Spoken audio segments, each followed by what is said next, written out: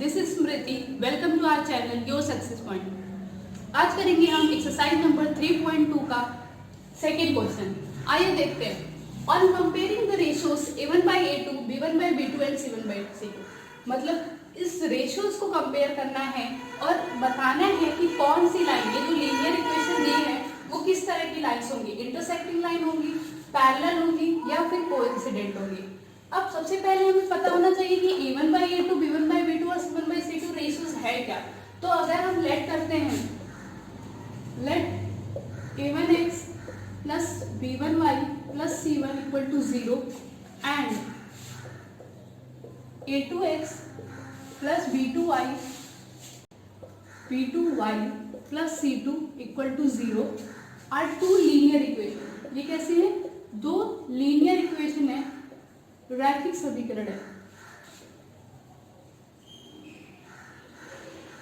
तो हम इस इक्वेशंस को देख के क्या पता चल रहा है? x का कोफिशिएंट क्या है? a1, y का कोफिशिएंट क्या है? b1 और कांस्टेंट टर्म क्या है? c1। उसी तरह से दूसरे इक्वेशन में x का कोफिशिएंट क्या है? a2, y का कोफिशिएंट क्या है? b2 और कांस्टेंट टर्म क्या है? c2। यहीं से हम क्या की रेशियोज निकालते हैं, कोफिशिएंट को लेके उनका रेशियो निकालते हैं। तो रेशियो से हमें, इसी रेशियो से देख के हमें पता चल जाता है कि कौन सी लाइन इंटरसेक्टिंग है, कौन सी लाइन पैरेलल है या फिर कोइंसिडेंट है। तो हम आइए देखते हैं। a1/a2, b1/b2, अगर ये इक्वल नहीं है, दोनों रेशियो हमने निकाले और अगर ये इक्वल नहीं है तो क्या होगा? तो ये कैसी लाइन होगी? इंटरसेक्टिंग लाइन होगी। कैसी होगी? Intersecting line. और अगर हम इन दोनों इक्वेशंस को सॉल्व करेंगे तो हमारा कैसा निकलेगा? Only one solution, only one solution. और ये कैसे होंगे? कंसिस्टेंट होंगे।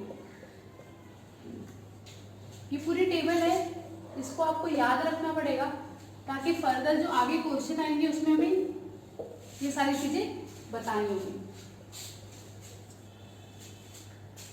अभी हम इसको अप्लाई करने यहाँ से सीखेंगे इस इक्वेशन से। अभी हम पहले टेबल लिख लेते हैं। अब दूसरी कंडीशन क्या है? a1/a2 is equal to b1/b2। जैसे ही हमें ये दिखा कि इक्वल नहीं है, ये दोनों रेशियोज इक्वल नहीं है, अगर ये दोनों रेशियोज इक्वल नहीं है तो इंटरसेक्टिंग लाइन होगा। लेकिन अगर ये दोनों रेशियोज इक्वल आ गए तो हम हमारी दो कंडीशन बन जाती है इसके बाद। एक होता है कि तीनों रेशियोज इक्वल हो जाए,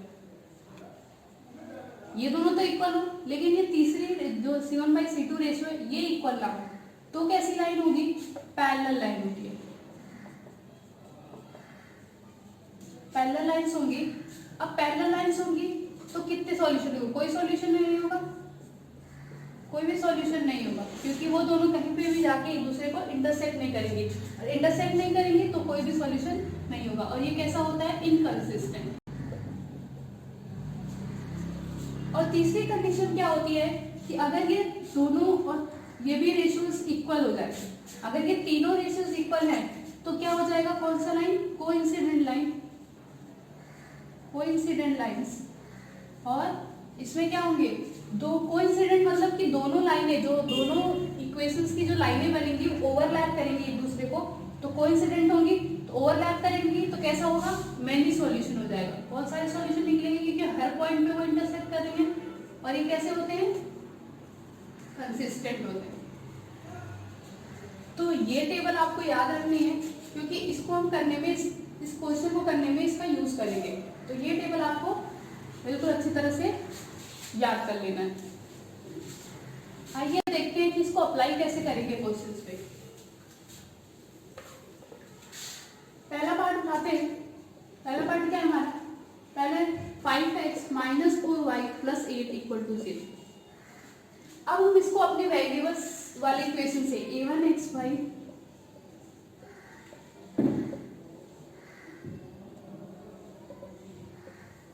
a1x plus b1y plus c1 equal to 0। अगर इसे हम कंपेयर करते हैं, हाँ, अगर हम कंपेयर करते हैं इससे तो क्या मिलता है? x के साथ क्या है? a1, तो x के साथ यहाँ पे क्या है? a1, तो a1 की वैल्यू कितनी आ गई? 5। उसी तरह y के साथ क्या है? b1, तो y के साथ क्या आएगा? B1, तो B1 की वैल्यू क्या है यहाँ पे -4 और कांस्टेंट टर्म है C1, तो C1 क्या आ गया 8। तो हमें क्या पता चला, x के साथ A1 आता है, y के साथ B1 आता है और कांस्टेंट टर्म जो होता है हमारा C1 हो जाता है। उसी तरह अगर हम दूसरे वेरिएबल की बात करें, दूसरे इक्वेशन उठाएं 7x + 6y - 9 इक्वल टू, अब इसको कंपेयर करेंगे हमारे दूसरे इक्वेशन से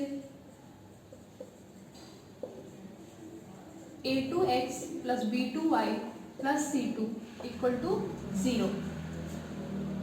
तो हमने क्या देखा कि x के साथ क्या है a2, तो x के साथ हमारा क्या है a2, तो a2 की वैल्यू क्या हो जाएगी 7, y के साथ क्या है b2, y के साथ क्या है b2, b2 की वैल्यू 6 और कांस्टेंट टर्म क्या है c2, c2 की वैल्यू क्या है -9। अब हम अपने रेशियोज को बनाते हैं। रेशियोज क्या है हमारे पास, a1/a2, a1/a2, a1 क्या है 5 और a2 क्या है 7, तो हमारा पहला रेशियो क्या आ गया 5/7। तो उसी तरह दूसरे रेशियोज के देखें b1/b2, तो b1 की वैल्यू क्या है यहाँ पे -4/6, तो हम इसको स्मॉलेस्ट फॉर्म में लाएंगे तो क्या हो जाएगा -2/3। अब हमने जैसे यहाँ देखा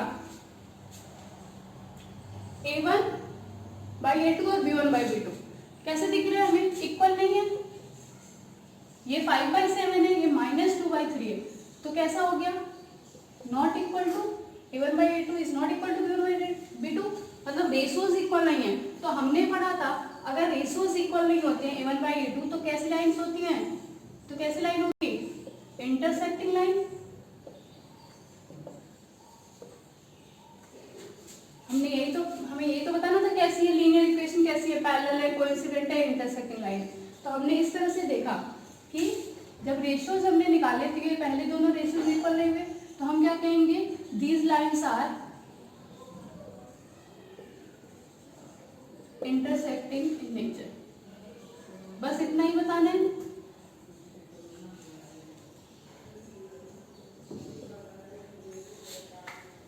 हमने सबसे पहले क्या किया, सारे वेरिएबल्स की वैल्यू निकाली, a1 b1 c1 a2 b2 c2, उसके बाद इसके रेशियोज को निकाला।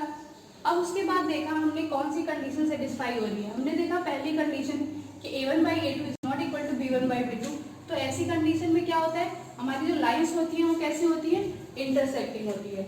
अब हम दूसरा पार्ट करेंगे इसका, इसमें क्या दिया हुआ है 9x + 3y + 12, सिमिलर वे में करना है हमें। पहली इक्वेशन क्या है 9x + 3y + 12 equal to 0। Compare करेंगे इसको a1x + b1y + c1 equal to 0 से।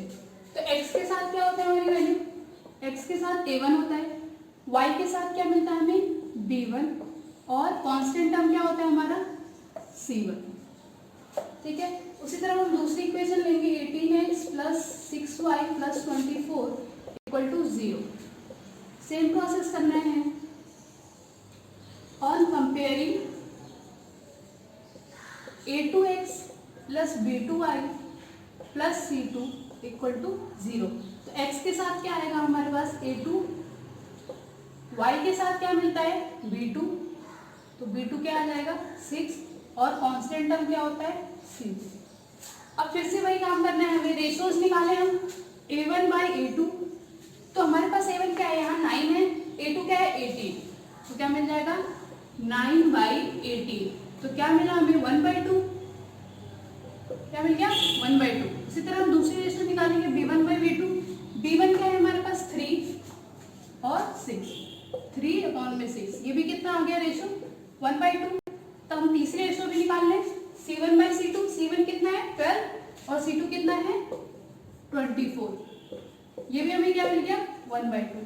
तो हम क्या देख रहे हैं कि a1/a2, b1/b2 और c1/c2 कैसे हैं, तीनों इक्वल है। a1/a2, b1/b2 is equal to c1/c2। जब ऐसी कंडीशन होती है तो क्या होता है, तो लाइन कैसी होती है कॉन्सिडेंट। तो हम क्या कहेंगे ये लाइन कैसी है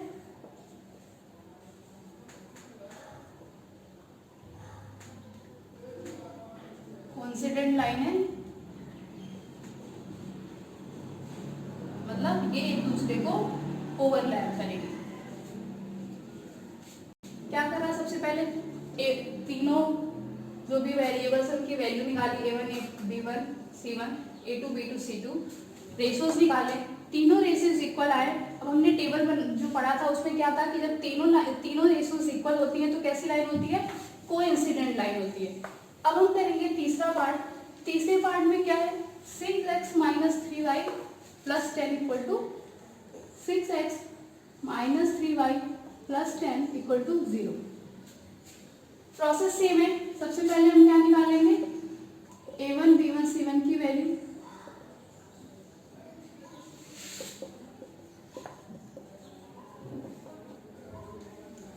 तो a1 की वैल्यू क्या मिल गई, x के साथ क्या a1, y के साथ क्या b1। अब ये b1 साइन के साथ लेंगे तो साइन क्या है -3, उसी तरह c1 क्या है 10। दूसरी इक्वेशन उठाएंगे 2x - y + 9 = 0। इसको भी कंपेयर करेंगे, किससे कंपेयर करेंगे, a2x + b2y + c2 = 0। तो x के साथ हमारा क्या आएगा a2, y के साथ यहाँ पे कोई नंबर नहीं है बट 1 है, तो हमारा b2 की वैल्यू क्या हो जाएगी -1, साइन में है यहाँ पे तो -1, और c2 की वैल्यू क्या हो जाएगी 9। अब हमें क्या करना है, रेशियोज निकालने हैं, a1/a2, a1/a2, a1 क्या है 6, a2 क्या है 2, 6/2, हमारी वैल्यू क्या आ जाएगी 3। अब हम दूसरे रेशियो निकालते हैं b1/b2, b1 की वैल्यू क्या है -3 अपॉन में -1, -3 अपॉन में -1, माइनस माइनस कैसे हो जाएगा, क्या बचेगा 3। अब ये दोनों इक्वल हो गए तो हम तीसरी रेशियो भी निकाल लेते हैं। तीसरी रेशियो निकाली तो क्या मिला हमें, c1 की वैल्यू 10 है और c2 की वैल्यू क्या है 9, 10/9। अब हमें क्या दिख रहा है, ये दोनों तो इक्वल हैं, मतलब a1/a2 इक्वल है b1/b2 के, बट क्या ये इसके इक्वल है, क्या नहीं है, c1/c2 के इक्वल नहीं है।